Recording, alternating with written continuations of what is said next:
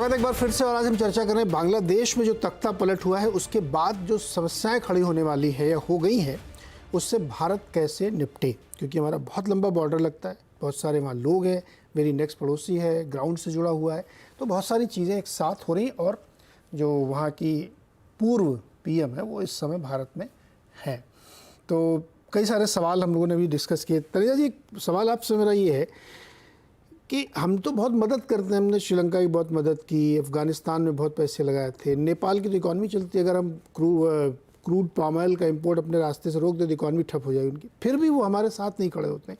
तो वो क्या चीज़ है जो डिसाइडिंग फैक्टर है? इकोनॉमिक इश्यूज़ तो मैटर नहीं कर रहे हैं?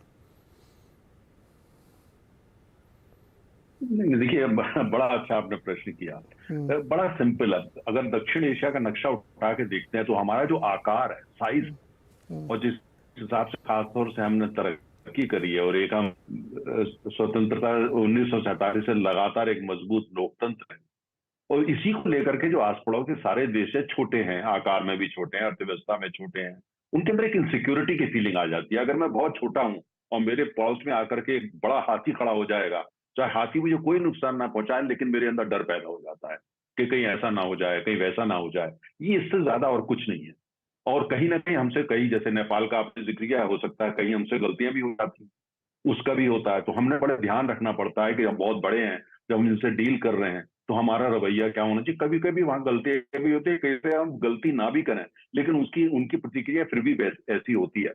यहाँ पे दो बड़े पॉइंट हैं नीरज जी। एक तो यह है कि जो वहां के पूर्व प्रधानमंत्री हैं सिन्हा जी, ये पहले भी आपको याद होगा जब उनके पिता वहां पे हत्या करी गई थी तो वो भारत में 6 साल रही थी। ये पहली बार नहीं कि वो भारत में आके रह रही है। उनके परिवार के बड़े अच्छे संबंध हैं भारत के साथ। और मेरा व्यक्तिगत मानना है, मैं कोई किसी और की बात नहीं, मैं पर्सनल अपनी ओपिनियन की बात कर रहा हूं, अगर वो उनको भारत में रहना चाहती हैं और तो मुझे नहीं लगता इसमें कोई भारत को परेशानी होनी चाहिए। अगर वे एक बड़ी ताकत बनना चाहते हैं, बड़ा लोकतंत्र बनना चाहते हैं, है ना। म्यांमार की आंसू ची भी यहाँ रह चुकी हैं काफी साल, उनके पिताजी जो थे वो भी यहाँ रह चुके थे। तो और शेख और दलाई लामा का उदाहरण तो भी पिछले समय दिया ही गया। और मेरा ये मानना है कि जो वहां की जो जिस तरह के 15-20 साल में भारत और बांग्लादेश के संबंध बने, वो इंस्टीट्यूशनलाइज हो गए हैं, वो इंटरडिपेंडेंसीज बन गई हैं। जो भी वहां सत्ता में आएगा, चाहे जमात इस्लामी के साथ आए या वो मोहम्मद यूनुस साहब के साथ, जो भी आएगा उसको 15 दिन में ये रियलाइज हो जाएगा कि वहां पे इकोनॉमिक स्टेबिलिटी अगर उनको चाहिए, सोशल स्टेबिलिटी चाहिए, पॉलिटिकल स्टेबिलिटी चाहिए, तो जो इंटरडिपेंडेंसीज भारत के साथ है उसको आगे ले जाना ही पड़ेगा आपको। आपके पास कुछ नहीं है। ये जो 2 टके का देश पाकिस्तान है, माफ कीजिए मैं इस शब्द का प्रयोग कर रहा हूं, एक बैंकरप्ट पाकिस्तान है, वो उनकी क्या मदद कर सकता है? चीन की जो है वो चीन की एक अलग वो तरीका होता है, अमेरिका वगैरह उनका ठीक है, एक अपना रवैया है, क्या आकर के वो जो भारत कर रहा है। मैं आपको दो आवाम, छोटे से उदाहरण दे रहा हूँ। उनके वहां आवाम पे को तो सबसे बड़ी उन्होंने ही किल्लत डीजल की है, तो ज्यादातर वहां डीजल के हैं। तनुजा जी, उसी उसी पाकिस्तान ने उनके आवाम को ड्राइव किया। मेरा घूम के सवाल फिर वहीं आता है सर, चीन बहुत बड़ा देश है, नहीं बहुत दादागिरी करता है, फिर भी मालदीव नहीं वाले प्यार उसी से करते हैं, क्यों? नहीं कुछ तो है ना लफड़ा सर। नीरज जी देखिए, नहीं नहीं, मालदीव अलग है, बांग्लादेश की इतिहास अलग है। बांग्लादेश के अंदर ये कहना कि पाकिस्तान पूरी तरह हो गया, वो मुझे लगता है कि थोड़ा पाकिस्तान को हम ज्यादा क्रेडिट दे रहे हैं। उसमें पिछले 2 साल के अंदर जो वहां थोड़े हालात बने, उन हालातों को जिस तरह से वहां की सरकार, शेख हसीना सरकार को रिस्पॉन्ड करना चाहिए था, मैनेज करना चाहिए था पॉलिटिकली। जैसे कि वहां डिमांड छात्र कर रहे थे, 2 मंत्रियों का नाम लेते थे, इनको इस्तीफा दिलवाइए, इनकी वजह से ये सारा कुछ हो रहा है, तो जैसे पॉलिटिकल मैनेजमेंट होता है उनको हटा देना चाहिए था। कहीं ना कहीं शायद उनसे जो जमीनी जो एक आवाज सुननी होती है, शायद उन चैनल्स में कुछ खराबी थी या वो सुन नहीं पाई। बहुत कुछ हुआ, तो इसलिए पाकिस्तान को जरूरत से ज्यादा क्रेडिट मत दीजिए। पाकिस्तान की सिर्फ इतनी औकात है कि वहां शरारत कर सकता है, हो सकता है 400-500 दंगाई खड़े कर सकता है, उनकी फंडिंग कर सकता है, यहाँ जब कुछ फंडामेंटलिस्ट, इस्लामिक फंडामेंटलिस्ट है, उनको थोड़ा वजन दे सकता है, या जमात इस्लामी को जो है फंड करके मजबूत कर सकता है। इससे ज्यादा नहीं है। जो हमने हमारे साथ जो इंटरडिपेंडेंस है वो काफी गहरी है। मेरा अपना मानना है, आप थोड़ा इंतजार करिए, 15-20 एक महीने के अंदर जब थोड़ा सब कुछ थम जाएगा, बांग्लादेश का इतिहास है कि वह सब कुछ, तूफान एकदम दूध की तरह उछलता है, उतनी तेजी से वो नीचे भी आता है। तो उसके बाद वहां जो लोगों को, क्योंकि जमीन पे हमारे लिए काफी गुडविल है, जो भी सरकार नई बनती है जब वो आएगी और कॉन्फिडेंशियल फाइल्स को देखेगी और उनकी जो इंटेलिजेंस एजेंसी उनको रिपोर्ट देंगे, तब उनको समझ में आएगा जी कि सर। भारत से संबंध खराब करके कुछ मिलने वाला नहीं है। या जो वहां पे हिंदू रहते हैं वो बांग्लादेश के नागरिक हैं, पर अगर अब उनको भारत का सिंबल मानते हैं और उनके ऊपर इसलिए हमला करते हैं, तो वो भी मुझे लगता है कि उनको समझ में आएगा उनके हित में नहीं है। जी। इसलिए थोड़ा सा इंतजार करिए। इमोशनल रिस्पॉन्स नहीं दे रहा है, long term strategy Bangladesh policy exactly sir, बिल्कुल। मैं भी ये चाहता हूँ कि एक लॉन्ग टर्म पॉलिसी के तौर पे ही भारत के संबंध होने चाहिए। त्रिपाठी सर, भारत के पड़ोसियों के साथ रिश्तों का जिक्र अभी आपने किया ही, और बहुत सारी चीज़ें ऐसी हो रही हैं कि शांत हो जाती है। बिल्कुल सही सही कह रहे हैं कि अभी इमोशनल चार्ज ज़्यादा है, लोग धीरे धीरे शांत होगा, लेकिन वो शांत उस पाले में जाके होते हैं। तो क्या हमको अपनी फॉरेन पॉलिसी में अपने पड़ोसियों के संदर्भ में कुछ थोड़ा सा बदलाव की ज़रूरत है क्या? देखिए, हमें थोड़ा सा ज़्यादा लीनियंट अपने अपने पड़ोसियों के साथ होना पड़ेगा। जैसा कि तनेजा जी ने कहा कि ये बिग ब्रदर सिंड्रोम जो है ये परिवार में भी होता है कि छोटे भाई कहते हैं बड़ा भाई हमेशा दादागिरी करता है, भले ही वो ना करे, लेकिन उसको उसी के नाम पे एक तरह से ब्लैकमेल किया जाता है और उसे थोड़ा बहुत उससे कंसेशन लिया जाता है। तो हमें थोड़ा बहुत करना पड़ेगा। जैसे मालदीव को हमने किया, देखिए मालदीव के प्रेसिडेंट ने इंडिया आउट के नाम पर सत्ता पाई, और लेकिन फिर भी हमने मालदीव को कम से कम उतना क्या उससे ज़्यादा ही हमने ग्रांट दी जितनी की पिछले साल दी थी। तो इतना तो हमें कंसेशन करना पड़ेगा। लेकिन मैं एक चीज़ इसमें थोड़ा सा तनेजा जी से मैं असहमत होना चाहता हूँ।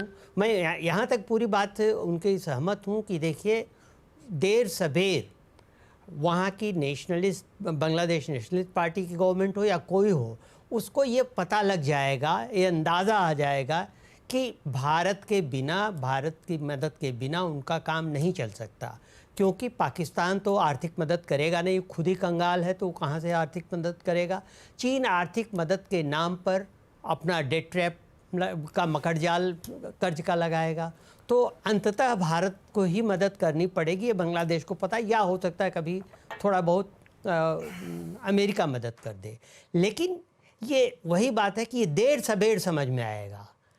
अभी तो अगर वहाँ हिंदुओं के खिलाफ इतनी बातें हो रही हैं, अभी जो भीड़ का उन्माद होता है, मॉब साइकोलॉजी, वो चल रही है कि भड़का करके हिंदुओं को वो किया जा रहा है, हिंदुओं को घर जलाए जा रहे हैं, उनके साथ बर्बरता की जा रही है, और ये भी वो किया जा रहा है कि भारतीय उच्चायोग को घेर लो, जैसे कि उसने कहा है जमात इस्लामी ने।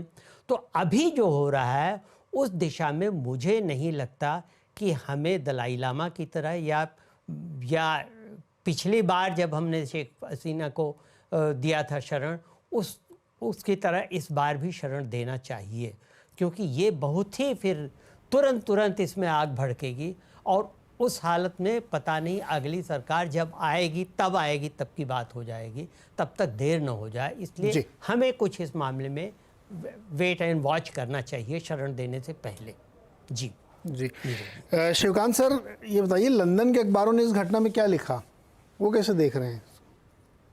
कुछ खास नहीं यहाँ अभी बहुत ज्यादा, क्योंकि यहाँ ऐसे लिखा क्या, तानाशाही सरकार को मार भगाया, इस टाइप का कुछ क्या लिखा? क्या नहीं, ऐसा कुछ नहीं है। तानाशाही सरकार को मार भगाया जो है वो बांग्लादेशी प्रेस में या आपको पाकिस्तानी प्रेस में पढ़ने को मिलेगा, यहाँ ऐसा नहीं है। लेकिन इतना जरूर है, देखिए, हम काफी अमेरिका को लेकर के और पश्चिम की नीति को लेकर के काफी बहस हुई।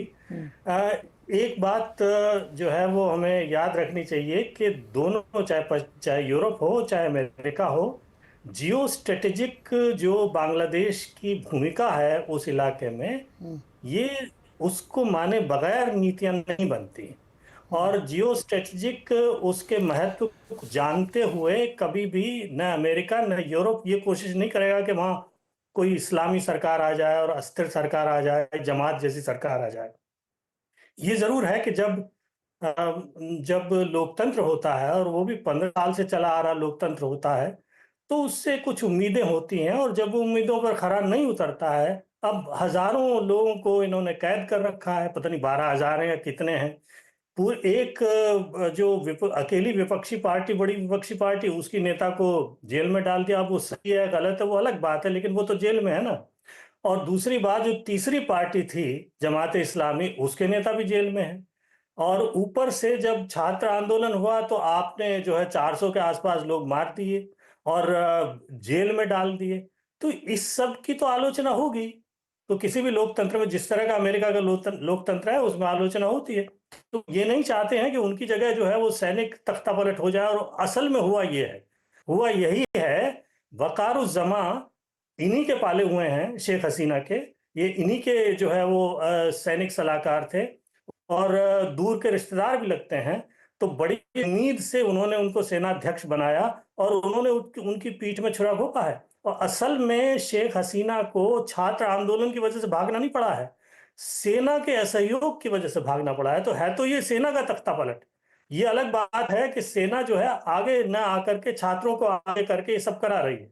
तो आगे चल के हमें देखना ये होगा। अभी बातचीत चल रही है कि जी। साहब कोई टेक्नोक्रेट किस्म की सरकार बनेगी। तो जो भी सरकार बनेगी वो सेना के कहे बगैर नहीं बनेगी। तो इसलिए जो है सैनिकों, ये जो सेनाध्यक्ष जनरल्स हैं, उनके साथ हमारे रिश्ते कैसे हैं, हमें उस पर भी ध्यान देना चाहिए। नहीं, इंटरेस्टिंग पॉइंट है सर, ये तो बिल्कुल सही है। उनके रिश्तेदार हैं और 45 मिनट का टाइम दिया। आरती मैम, बहुत क्विक एडिट जो 50 शब्दों में आप लोग लिखते हैं, ये क्या बैकडोर से सेना कमांड रखेगी क्या अपने पास? पड़ोस में, हमारे आस पड़ोस में ये बड़ा फैशन भी है। देखिए, वही मैंने कहा कि जितने भी पैनलिस्ट, विद ड्यू रिस्पेक्ट, ये ऑलरेडी हम अज्यूम कर रहे हैं कि वहाँ पे कोई बड़ी लिबरल टाइप की बड़ी अच्छी सरकार आने वाली है। मुझे नहीं लगता है कि इतना हमें ऑप्टिमिस्टिक होना चाहिए बांग्लादेश के बारे में। जो अभी हम लोगों ने वहाँ हालात देखे, जिस तरह के प्रदर्शन देखे और जितनी वायलेंस देखी, मुझे बहुत ज़्यादा उम्मीद नहीं है कि ये इसमें से एक पॉजिटिव कोई आउटकम निकलेगा। और साथ ही साथ मैं ये एक पॉइंट ऐड करना चाहती हूँ कि ये कोई मुझे कहे कि वेस्ट जो है, जो डेमोक्रेसी का अपने आप को चैंपियन मानता है, वो इसलिए नाराज है शेख हसीना से कि शेख हसीना ने अपने विरोधी पार्टियों को जेल में बंद कर दिया। अरे, वेस्ट की हिपोक्रेसी तो आप देखिए। पाकिस्तान जो एक मिलिट्री डिक्टेटरशिप रहा है लगातार, लेकिन वेस्ट बहुत कम बार पाकिस्तान के बारे में आज की डेट में कुछ बोलता है, उनके खिलाफ बोलेगा। इनफैक्ट वेस्ट ने जियाउल हक से लेकर किस मिलिट्री डिक्टेटर के साथ फ्रेंडशिप नहीं की, अलायंस नहीं की और मिलिट्री डिक्टेटरशिप्स को प्रमोट नहीं किया। ये तो उनका पूरा इतिहास है कि मिलिट्री डिक्टेटरशिप को भी एक्सेप्ट कर लेंगे, और जब कोई डेमोक्रेटिकली इलेक्टेड लीडर जो उनकी बात नहीं मानता, और इसमें तो शेख हसीना ने खुद ऐसे संकेत भी दिए हैं, स्टेटमेंट्स भी दिए हैं कि उन्होंने सेंट मार्टिन आइलैंड की जो मांग की थी मिलिट्री बेस की यूएस ने, वो उन्होंने इनकार कर दिया। और इसलिए उनको मालूम था कि उनका तख्ता पलट होने वाला है, कुछ तो उनके खिलाफ होने वाला है। सो इसलिए मुझे लगता है कि इतना रियलिस्टिक हमें होना चाहिए जियो स्ट्रेटेजी में कि हर स्टेट, इनफैक्ट ना तो चाइना, ना तो यूएस, ना तो पाकिस्तान को कोई इंटरेस्ट होगा कि इंडिया जो आज की डेट में 5th लार्जेस्ट इकोनॉमी है और बहुत ही जल्द कोशिश करेगा कि 3rd लार्जेस्ट इकोनॉमी बनने की, ऐसी कोई सिचुएशन हो जाए कि वो बहुत तेजी से वो बन जाए। कोई ना चाइना, ये ना पाकिस्तान, एक्चुअली बड़े जो देश हैं, जो सो कॉल्ड जिनको दादा या